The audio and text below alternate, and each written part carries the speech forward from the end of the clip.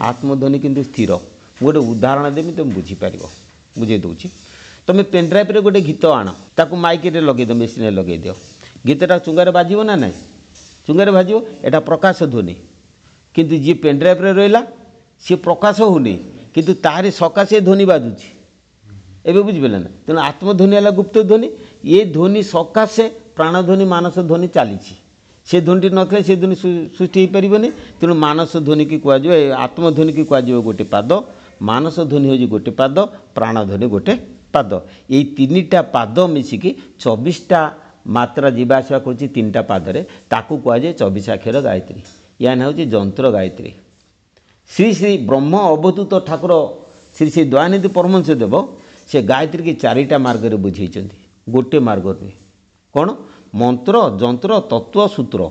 मु बर्तमान जंत्र मार्ग गायत्री टी समस्त बुझाऊँगी आम शुणिक भारी खुशी होती जंत्र गायत्री किंतु मंत्र गायत्री अच्छी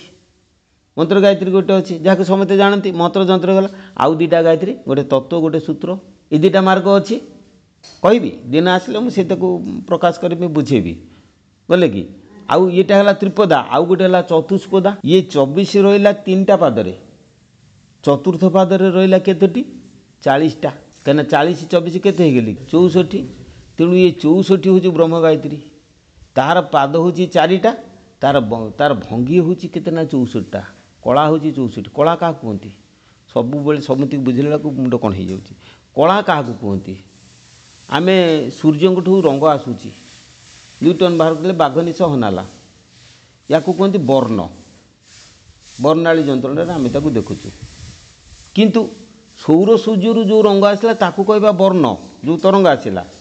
आत्म सूर्य ठारू जो वर्ण आसला ता ना हूँ कला आत्म सूर्यंकर किरण को कह कला सौर सूर्यंकर किरण को कह वर्ण बुझिपारे ना यही कलाटा आमर मानस शक्ति रे 12 भाग विभक्त हुए कलाटा आउ प्राण शक्ति रे 12 भाग विभक्त हुए ये 12 24टा अंश जो होगला मानस ध्वनि आ प्राण ध्वनि 24टा अंश होगला ये 24 प्रकार कला सृष्टि करे कला कला अर्थ रंग तार जो ध्वनिटा हूँ कलार ध्वनिटा हूँ अर्धमात्रा कलार ध्वनिटा है अर्धमात्रा जी कि वायु को प्रकम्पित करना कला जो वायु को प्रभाव पकाए आम्प्लीफाई हो जाए जिते पेनड्राइव रु स्वरटा आम्प्लीफाई हुए से आमको कान को शुभे जिते कला कला मानकर ध्वनि की कहुए अर्धमात्रा एवं सी जिते आम्प्लीफाई हो पवन को प्रकम्पित करे से ध्वनि ना हूँ मात्रा बुझे कि मात्राटा हूँ जड़ बुझे कि अर्धमात्राटा है चेतन मात्राटा हूँ जड़ नुहे जड़ चेतन मिश्रित प्राणटा जड़ चेतन मिश्रित मानसता जड़ चेतन मिश्रित जड़ चेतात्मिक चेतनात्मिक शक्ति ये हेले 12टा 12 24टा कौन बुझिपारे कि तेणु अर्धमात्रा रहा कला भितर को रहीगला से अर्धमात्रा शक्तिटा ऊपर को रहा बिंदु शक्ति न ध्वनि है कि तेणु आत्मशक्तिटा है बिंदु शक्ति सी रहीगला कौन बिना ध्वनि तार ना किंतु प्राणशक्ति मानस शक्ति गतिज शक्ति से मात्रा ध्वनि रूप से चलिले ये है त्रिपदा आउ ब्रह्म गायत्री हेले चतुष्पदा आउ गोटे पाद ऊपर को रहीगला तार जिनस भितर मध्य रहीगला तेणु ये त्रिपदा को आस बुझा त्रिपदा हूँ गोटे सूर्य त्रिपदा हूँ गोटे सूर्य है जार प्राण ध्वनि हूँ 12 प्रकार मानस ध्वनि हूँ 12 प्रकार अर्थात जार किरण हूँ 24 प्रकार है कि आमर बाहर सौर सूर्यर मात्र किरण हूँ 7 प्रकार सौर सूर्यर किरण को भांगीदे केते हूँ 7 प्रकार किंतु आत्म सूर्यंकर किरण हूँ 24 प्रकार बुझिपारे ना कथाटा धरिपारे ना आत्मा सूर्यंकर किरण हूँ 24 प्रकार आत्मा सूर्य रहिले कोटि नाभि चक्र तांकर किरण है 24 प्रकार 12 प्रकार मानस ध्वनि जाऊँगी 12 प्रकार प्राण ध्वनि सृष्टि हो तेणु आत्मा सूर्यंकर किरण हूँ 24 प्रकार कौन बोलें यहाँ आत्म सूर्यंकर किंतु ब्रह्म सूर्यंकर किरण हूँ 64 प्रकार किरणटा है 64 प्रकार से ब्रह्म सूर्य ताकू कहते ब्रह्म गायत्री आत्म सूर्य को हूँ त्रिपदा गायत्री कहना आत्म सूर्य प्राण सूर्य मानस आत्मा प्राण मन ये 3टा आत्म सूर्यंकर गोटे गोटे अंग 3टा अंग तेणु ये कला रूप से चली आत्म सूर्यंकर आत्मशक्तिटा को कहुए मकार आत्मशक्ति कहुए कौन मकार है मानस शक्ति की कह उकार प्राण शक्ति की कह अकार बुझल ना प्राण शक्ति हूँ अकार अकारटा ध्वनिटा प्राण प्राण रे 12 भाग रे विभक्त हुए उकार ध्वनिटा मानस शक्ति सी 12 भाग विभक्त हुए मकार ध्वनि कौन विभक्त हुए ना किंतु यही जो मात्रा गुड़िक जदि आम बंद करदे 3टा शक्ति मात्र पाइबा गोटे मानस गोटे प्राण गोटे आत्मा ये 3 प्रकार ध्वनि जो मिशीजे अकार उकार मकार मिशीजे ओम सुतराम ओमकार 12 प्रकार ध्वनि सृष्टि हुए ओंकार 3 भाग विभक्त गोटे आत्मशक्ति गोटे मानस शक्ति गोटे प्राण शक्ति तेणु ओंकार अकार है प्राण शक्ति उकार है मानस शक्ति मकार है आत्मशक्ति ये 3टा शक्ति मिशीगले ओंकार हम तेणु ओंकार 12 मात्रा सृष्टि यहाँ धार्य बुझे बुझे धैर्य ध यहाँ 12 मात्रा बा 24 अक्षर यहाँ आसीगला कौटी ना ओंकार 24 अक्षर सृष्टि हो गला 24 अक्षर हो गला अच्छा बा ताको यदि मूलतः से देखा 12टा मात्रा तैयारी 12टा मात्रा धर रख आकू आउ कौन है ना वर्ण हूँ 50टा वर्ण हूँ 50टा वर्ण अर्थ से कला कलार अंश विशेष को वर्ण आम कहवा तेणु से जो वर्ण 50टा तुम कौटी रही आधारे लिंगनाभ प्रकटित हृदय कंठदेश ललाटे द्वैपेत्रे षोड़शारे द्वादश दश दल द्वादशादे चतुष्के बासान्ते बाल मध्य डफ कठ सहित कंठदेश स्वराणांग हंख्यंग तत्वार्थयुक्त वर्ण रूपम स्मरामि ये जोटा मुझे कहली आधार चक्र रे 4टी वर्ण लिंग चक्र रे 6टी वर्ण नाभि चक्र रे 10टी वर्ण हृदय चक्र रे 12टी वर्ण कंठ चक्र रे 16टी वर्ण ललाट चक्र रे 2टा वर्ण देख ए वर्ण गुड़िक सब किमिति होउची चक्र रे तमर लिंग चक्र आधार चक्र होउची मानस शक्ति मेंटल फोर्स है नाभि चक्र है आत्मशक्ति एवं हृदय कंठ ललाट ये हेले प्राण शक्ति एवं से 12 मात्रा को छाड़ी ये भितर को देख चक्र को देख तेणु मानस ध्वनि लिंग चक्र रे 6 आधार चक्र रे 4 तेणु मानस ध्वनि जो वर्णटी 10 लिंग रे 6 आधार 4 है 10 है आत्मशक्तिर वर्ण है 10 नाभि है आ प्राण शक्तिर वर्ण केते हो गले ना 12 ये 16 28 2 30 प्राण शक्तिर रहा 30 वर्ण बुझिपारे ना तेणु ये चक्र रे आत्मशक्ति मानस शक्ति प्राण शक्ति 3 शक्ति रहिले वर्ण रूप से नासारे मध्य ईड़ा पिंगला सुषुम्ना रहिले मात्रा रूप से ईड़ा पिंगला सुषुम्ना मात्रा रूप रहिले चक्र रे वर्ण रूप से रहिले जदि वर्ण रूप रहिले वर्ण केते हो गले ना 50 मात्रा केते हो गले 12 केते हो गले 62 एवं ये मात्रा तलू को मु कही जो किरण जो था सी हूँ अर्धमात्रा गोटे आ अर्धमात्रा रहित हेले बिंदु हूँ गोटे तेल अर्धमात्रा बिंदु केते हो गले 2 तेल अर्धमात्रा बिंदु मात्रा एवं वर्ण 64 हेले अर्धमा बिंदु है 1 अर्धमात्रा है 1 मात्रा है 12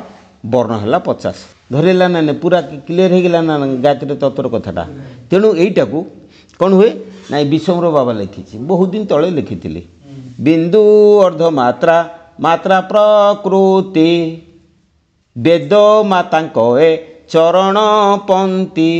ए 4 चरणे भ्रमण तांक ब्रह्म स्वरूपिणी ब्रह्मांड जाक है नहीं कि 4 चरण किए बुझिपारे गोटे चरण बिंदु गोटे चरण अर्धमात्रा गोटे चरण मात्रा आ गोटे चरण हूँ वर्ण ये 4टा हूँ चरण ये 4टा चरण से जीवाशिवा करुँच तेना आत्मशक्ति मानस शक्ति प्राण शक्ति आउ ब्रह्म शक्ति बुझिपारे कि मानस शक्ति प्राण शक्ति ये रहिले मात्रा रे मात्रा ध्वनि सृष्टि कले कौन बुझिपार कि आउ आत्मशक्तिटा से अर्धमात्रा ध्वनि सृष्टि कला गोटे चरण